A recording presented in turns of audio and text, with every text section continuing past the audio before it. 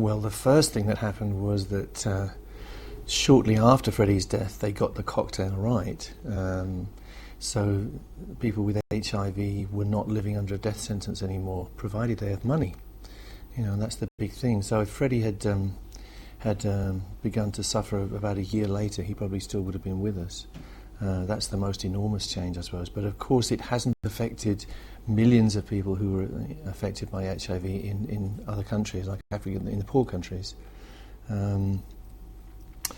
In this country, I guess people think that it's all over and it's all sorted. But in fact, there are a lot of people walking around with AIDS, and that unfortunately there's a bit of a drift, because once things quieten down, people think there's no need to worry anymore.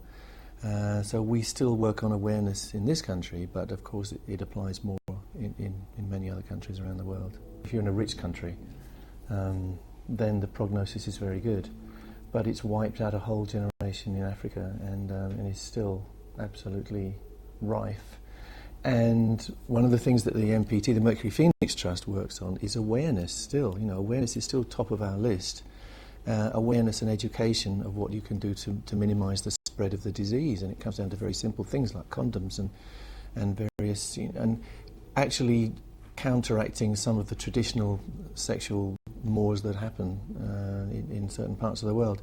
So a lot of the stuff we fund, and I think we're the only people who do it more or less, we fund things like education projects, plays. People put on a play to educate a local, some remote community in Africa or Mozambique or whatever. A little play which will tell people what is actually going on and what they can do to protect themselves, and tell women what they can expect their rights to be and what they don't have to say yes to. So we work in a number of very, very small ways, but they add up to quite a big change in attitude in some cases. Well, I suppose there's an incredible fear of the unknown, isn't there? Suddenly there's this thing which is walking the earth and nobody knows where it's come from and who it's going to strike next. And in the gay community it was absolutely horrific, of course. And you had this terrible stigma thing. I mean, there were people saying, this is what the gay community deserves and stuff. The most horrific things were being said, almost like, this is a scourge that was sent to punish people. This is the sort of ignorance that was the climate at the time. And it was actually quite a big thing to even start off the Mercury Phoenix Trust at that point, and quite brave of Freddie in his hour of, realising that he was slipping away.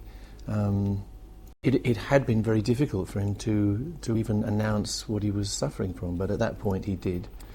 And he said, I don't want people to think that I died of something else. I died of AIDS, and this is what it is.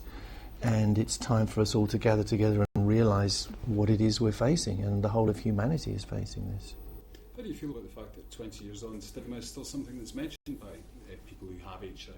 It's amazing, but stigma does still exist, yes, in spite of all the education, in spite of, all of us should know better.